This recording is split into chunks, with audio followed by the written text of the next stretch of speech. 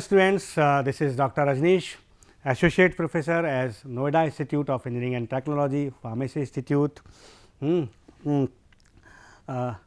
So, in continuation of our previous lecture, which mainly consists of heterocyclic compounds, nomenclature, classification, and we have also discussed about the pyrrole, the structure and the properties of the pyrrole were discussed in the previous lecture. Okay. So, as I told you that heterocyclic compounds are very important class of organic compounds, and among all the heterocyclic compounds, we focused on the 5 member and the 6 member heterocyclic compounds mainly because these are having most you can say higher stability in comparison with the other class of heterocyclic compounds, because these are having less strain structure. Okay. So, we have discussed the pyrrole in the previous lecture, and we have seen that pyrrole is a 5 member heterocyclic compounds, and all the 5 member means 4 carbon atom and 1 nitrogen atoms. We have seen all the 5 member are sp2 hybridized. Aromatic character is there with the pyrrole, because it is a planar moiety, it is cyclic moiety, it follow the Huckel rule. Okay.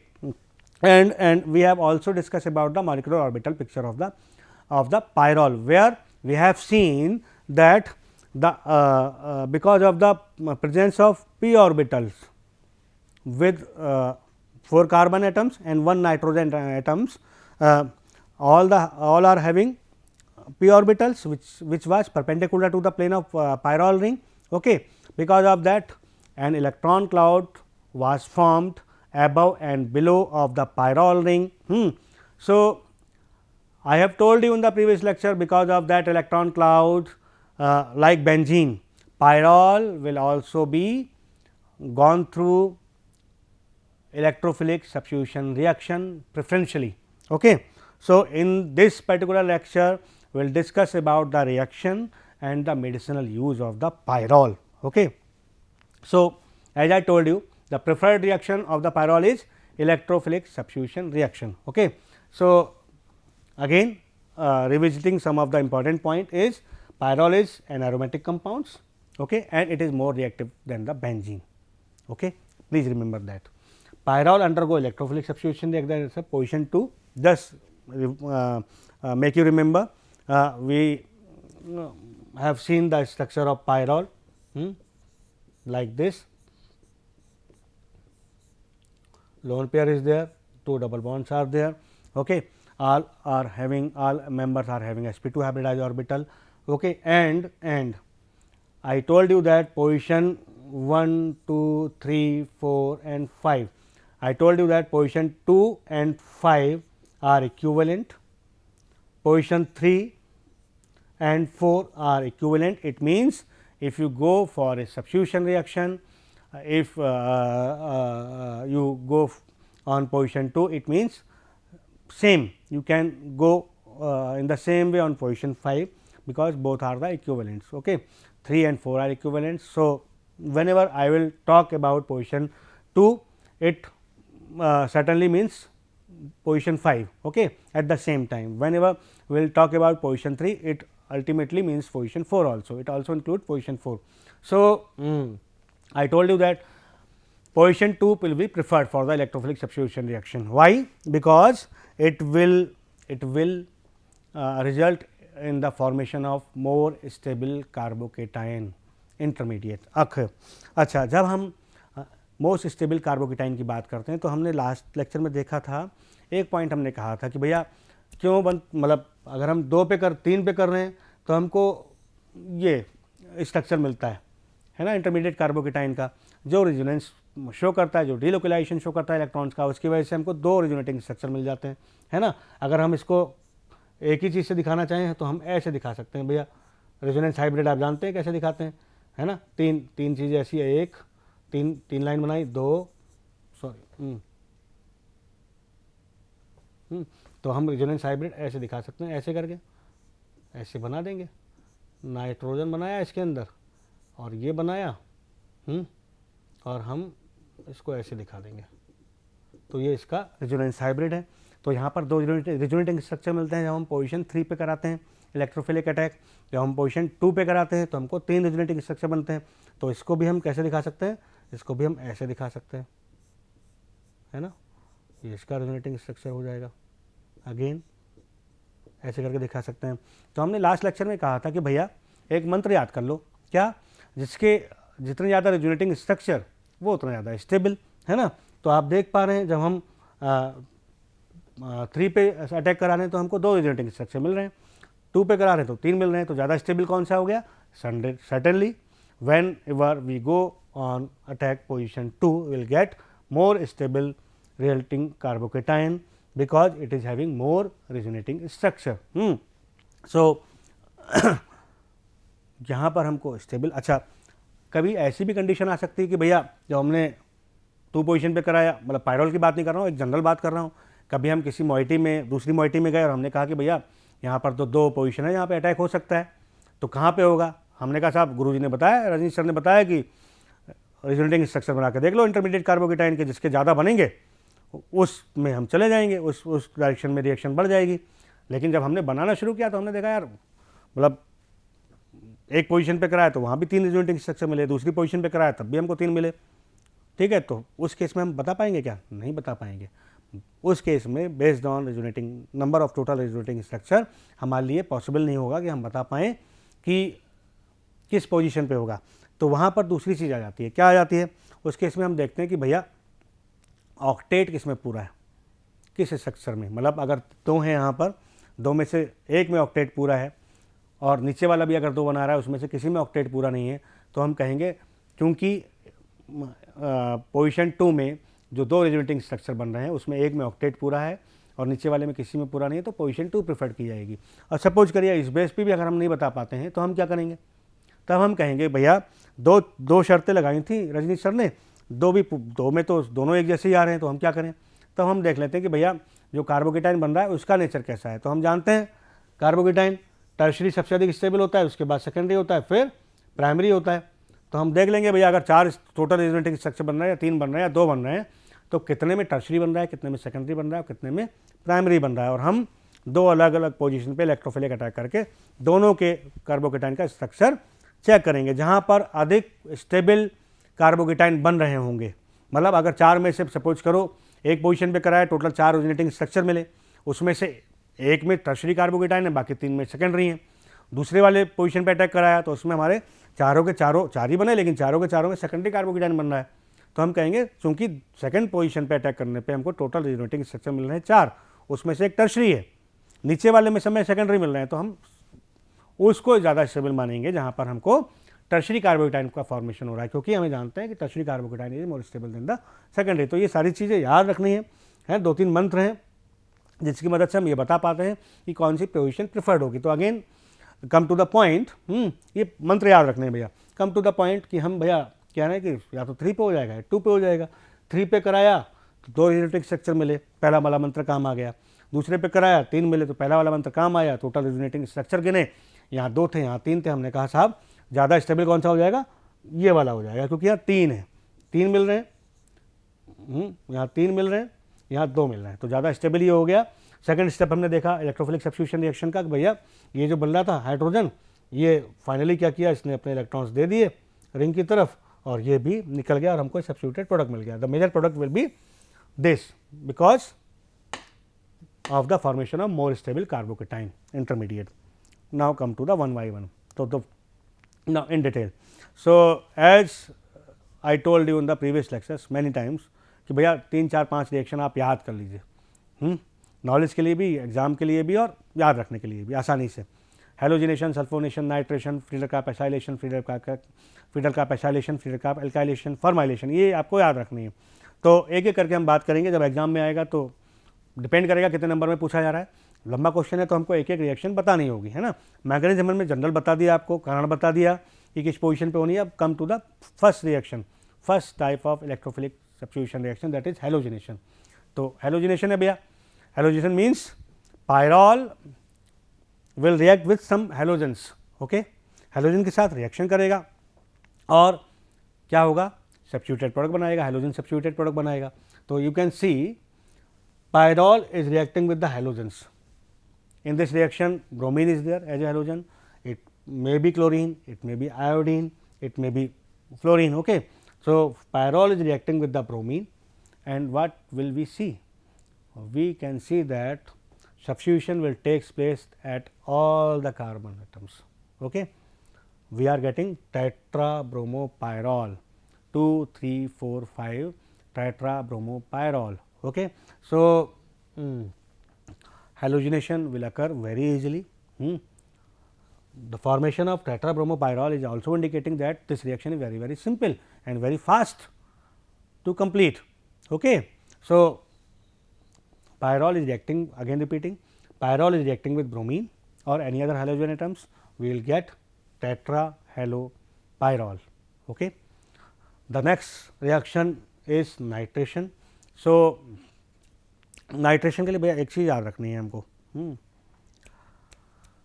कि जो pyrrole और furan है ना, दोनों चीज़ याद रखनी है. मैं फ्यूरॉन भी आगे वाले समय भी पढ़ेंगे. पायरॉल और फ्यूरॉन जो है ये थोड़े से एसिड सेंसिटिव होते हैं. अगर आपने डायरेक्टली एसिड इसमें घुसा दिया तो इट विल बी डेटोरिएटेड. ठीक है. तो हम डायरेक्ट, हमको पता है नाइट्रेशन हम किससे करते हैं, हम पढ़ चुके हैं. जनरली हम HNO3 का इस्तेमाल करते हैं, कभी कभी HNO3 और HCl का मिक्सचर यूज़ कर लेते हैं, है ना. तो nitrating agent very good nitrating agent होता है, लेकिन बहुत स्ट्रांग होता है. तो अगर हम उस मिक्सचर के साथ HNO3 और HCl के मिक्सचर के साथ अगर हम पायरॉल का नाइट्रेशन करने जाएंगे तो as pyrrole is very sensitive, तो हमको क्या होगा, रिएक्शन ख़राब हो जाएगी. तो हम क्या करते हैं, हम उस मिक्सचर की जगह हम क्या यूज़ करते हैं, हम HNO3 का मिक्सचर यूज़ करते हैं एसिटिक एनहाइड्राइड के साथ. Got it. तो हमने क्या किया, नाइट्रेटिंग मिक्सचर बनाया पहले. Will react HNO3 with acetic anhydride and we are getting acetyl nitrate. Now, that acetyl nitrate will be used as a nitrating reagent. Got it? So, when pyrrole will react with acetyl nitrate, again we remember that the substitution occur at the second position. So, क्या होगा, reagent कौन सा है, electrophile क्या है, electrophile क्या है, NO2 तो है. नाइट्रेशन के लिए क्या इलेक्ट्रोफाइल यूज करते हैं हम लोग, NO2 यूज करते हैं, है ना. तो acetyl nitrate will finally gives the nitro group as a electrophile will be attack, which will attack on the pyrrole at the second position and will get the 2-nitropyrrole as a substituted product. The only thing you have to remember कि भैया क्या करना है, directly HNO3 लेना नहीं है, SO4 mixture के साथ भी नहीं लेना है. हमको यहाँ पर एसिटाइल नाइट्रेट बनाना है एज ए नाइट्रेटिंग रिएजेंट. कैसे बनेगा, HNO3 के साथ रिएक्शन करा देंगे एसिटिक एनहाइड्राइड की और हमको आसानी से एसिटाइल नाइट्रेट मिल जाएगा. Acetyl nitrate will be used as a nitrating reagent. Okay. और it is responsible for the formation of nitro group which will be acting as a electrophile.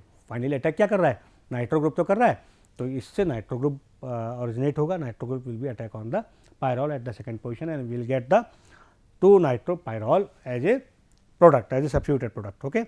Now come to the next. Again sulphonation.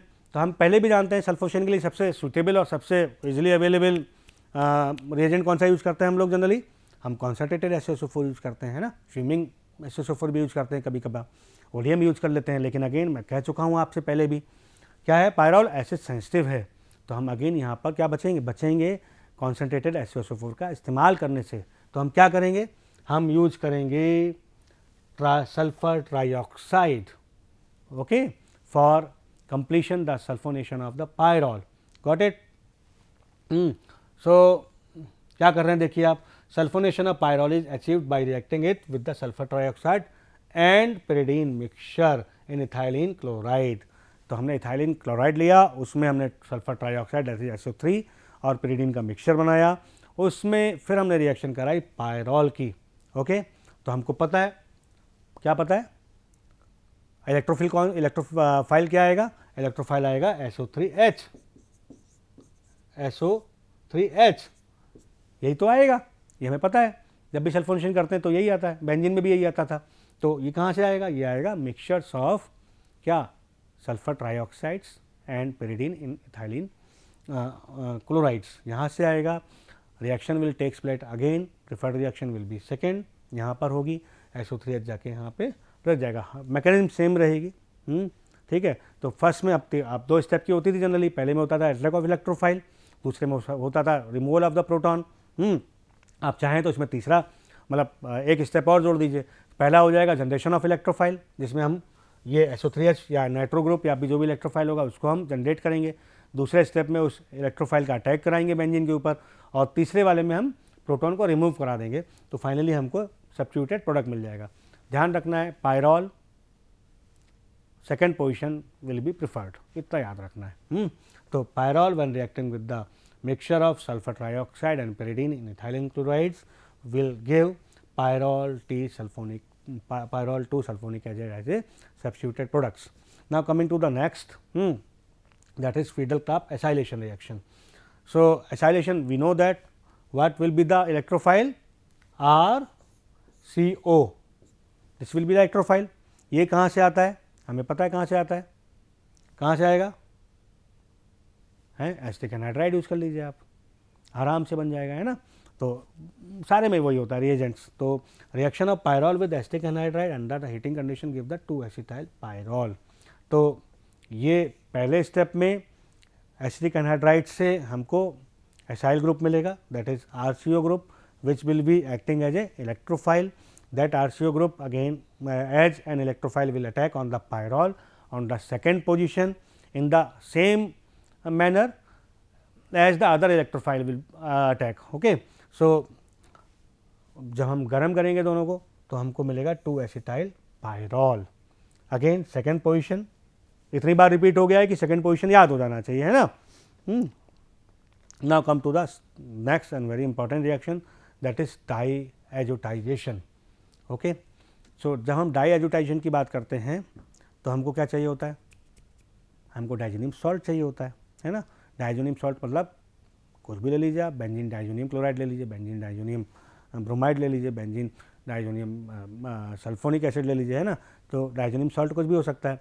तो उस diazonium salt की हम reaction कराते हैं pyrrole के साथ, as you can see there, या तो देखिए व्हेन बेंजीन डाइजोनियम क्लोराइड और any other benzene diazonium salt reacted with the pyrrol in somewhat higher temperature, okay, we are again getting a 2 substituted products. Okay, we are getting 2 phenyl azopyrrol. Again notice substitution occur at the position 2. Got it? The next important reaction is Riemer-Tiemann reactions. हम intermediate में इसके बारे में बहुत बार पढ़ चुके हैं, बहुत नॉन रिएक्शन है अपने आप में। तो क्या हो रहा है देखो, pyrrole react with the chloroform in the presence of KOH to give 2 formyl pyrrole. Formylation कर रहे हैं हम लोग, फार्माइलेशन मतलब COH एल्डिहाइड ग्रुप लगा रहे हैं। This reaction is known as Reimer Tiemann reaction, हम पढ़ चुके हैं पहले। This also takes place through electrophilic substitution reaction mechanism. तो सेम मैकेनिज्म फॉलो होगी। क्या है, क्लोरोफॉर्म, है ना, in the presence of KOH react कर रहा है पायरॉल के साथ, और देखो भैया 2 फॉर्माइल पायरॉल मिल रहा है, second position substituted product. Got it? तो अभी तक जो भी हमने पढ़ा वो सब इलेक्ट्रोफिलिक सब्स्टिट्यूशन रिएक्शंस के एग्जाम्पल थे। तो हमने पढ़ा, अगेन रिपीटिंग, हेलोजनेशन पढ़ा, हमने पढ़ा नाइट्रोसन, हमने पढ़ा सल्फोनेशन, हमने पढ़ा फ्रीडल-क्राफ्ट एसाइलेशन, हमने पढ़ा रीमर-टिमर रिएक्शंस, हमने पढ़ा diazotization reaction. Total 6 examples were covered in the electrophilic substitution reaction portion. Okay, so one portion of the chemical reaction of the pyrrol is now finished. Now come to the next portion of so भैया reduction पे आते हैं ना। 2 double bond हैं pyrrole के अंदर, 2 double bonds हैं, ठीक है। तो 2 डबल बॉन्ड्स हैं, जब हम इसको गर्म करते हैं, ठीक है, in the presence of some catalyst, ठीक। So pyrrole can be reduce to pyrrolidine. Pyrrolidine मतलब दोनों डबल बॉन्ड इसके चले गए, दोनों उड़ गए, उसकी जगह पे क्या लग गया, यहाँ पर दिख नहीं रहा है, हाइड्रोजन जुड़े हुए हैं, यहाँ हाइड्रोजन जुड़ गए ठीक है कि नहीं। यहाँ से डबल बॉन्ड हटा, एक H था, एक H और जुड़ गया, यहाँ एक H था, एक H और जुड़ गया, यहाँ भी एक H जुड़ा, यहाँ भी एक। कितने जुड़े, total 4 hydrogen atom will be fused, will be joined at 2, 3, 4 and 5 position. So, pyrrole can be reduced to the pyrrolidine which is also known as tetrahydropyrrole, क्योंकि हाइड्रोजन में 4 हाइड्रोजन जुड़ गए इसलिए इसको बोल रहे हैं हम लोग टेट्राहाइड्रोपायरॉल। और कैसे कर रहे हैं, by H2 gas in the Raney nickel at very high temperature. Temperature बहुत हाई लेंगे हम लोग, 473 केल्विन के आसपास ले लिया। और जब हमने रिएक्शन की इसकी निकल की प्रेजेंस में हाइड्रोजन गैस के साथ, तो हम ये दोनों बॉन्ड इसके रिड्यूस हो गए और एडिशन रिएक्शंस हो गई, हाइड्रोजन जाके जुड़ गए। तो pyrrolidine is the reduce product of the pyrrole. Completely reduction हो जा रहा है ना, कंप्लीट रिडक्शन हो जा रहा है। पार्शियल में क्या होगा, एक डबल बॉन्ड हट जाएगा, है ना। तो now coming to the next reaction, that is oxidation. So reduction हो गया, ऑक्सीडेशन भी हो सकता है। ऑक्सीडेशन के लिए हमको कुछ ऑक्सीडाइजिंग एजेंट चाहिए होगा। तो pyrrole when oxidized with the chromium trioxide in H2SO4 means very harsh condition should be required for the oxidation of pyrrole. We need chromium trioxide in H2SO4 as a oxidizing agent. At the, in those conditions, pyrrole will be oxidized into pyrrole 2,5-dione, which is also known as malisimide. Important molecules है। क्या होगा, second position पे और fifth position पे क्या हो जा रहा है, ऑक्सीजन जाके जुड़ जा रही है ना, ऑक्सीजन जाके जुड़ जा रही है, इसलिए हम बोल रहे हैं 2,5-डायोन कीटोन बन जा रहा है। साइक्लिक कीटोन का एग्जांपल है ये।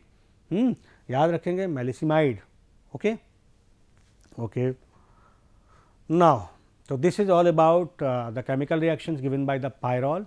Very I have tried in very simple manner so that you can easily understand and remember. Now come to the medicinal use. So very important molecules pyrrole is. How? Because there are several drugs of different categories which are having pyrrole moiety, or you can say which are pyrrole derivative. Okay, those categories includes antibiotics, anti-inflammatory, fungicides, anti-tumor reagents. Many preservatives is also having pyrrole nucleus, cholesterol reducing agents. Cholesterol reducing means the drugs which are used in hypertension as a antihypertensive agents. So these drugs can also be used, sorry, can also be can also have pyrrole, and in most of the drugs pyrrole moiety is responsible for their concerning activity. Okay. If we remove the pyrrole moiety from their structure, it 99% it might be possible that their pharmacological activity will be lost. So, very important moiety, very important moiety. Okay. Now, come to the certain drug by name. For example, glycopyrrolate. Glycopyrrolate, very important drug. Why? Because it can be used in many disorders or disease. Okay. In market it will be found as glycopyrrolium bromide. Okay. So, it will be used to remove the saliva, excess saliva. It is actually a cholinergic drug. Cholinergic, you know about the cholinergic and adrenergic drugs. So, it belongs to the cholinergic drugs. It will be used to remove the excess saliva from our respiratory tract.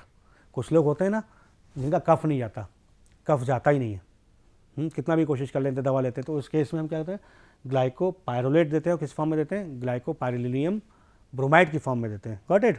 तो बहुत useful है। इसके अलावा heart disease में भी कुछ use जाती है इसका, अरिथमिया में भी इसका यूज है। लेकिन मेन ड्रग क्या, मेन यूज क्या है इसका, एज ए कोलिनर्जिक ड्रग। और ये क्या कर रहा है, ये म्यूकस को निकाल रहा है, सलाइवा को कम करने का काम करता है।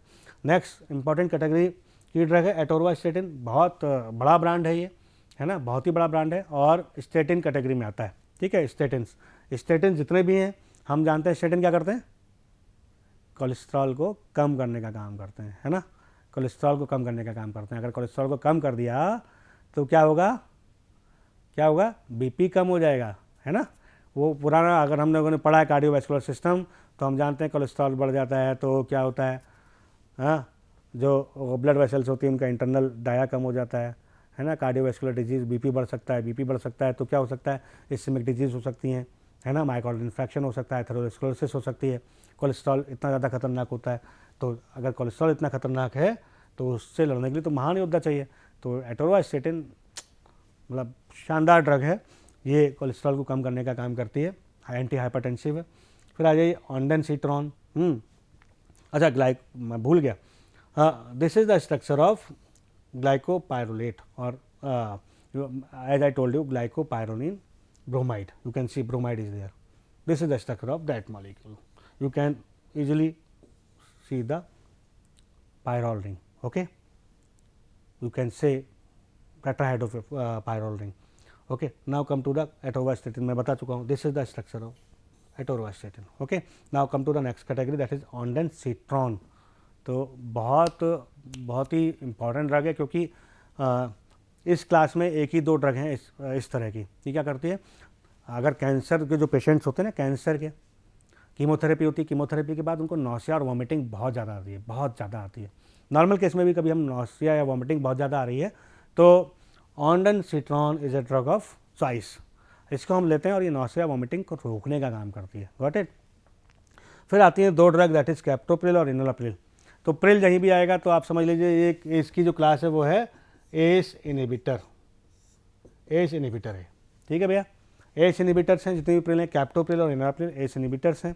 और एस इनहिबिटर ने तो क्या करेगा लास्ट में, ये हाइपरटेंशन में हेल्प करेगा ना, एंटी हाइपरटेंसिव की तरह काम करेगा। So you can imagine the importance of these drugs and after that you can easily understand the importance of pyrrole moiety.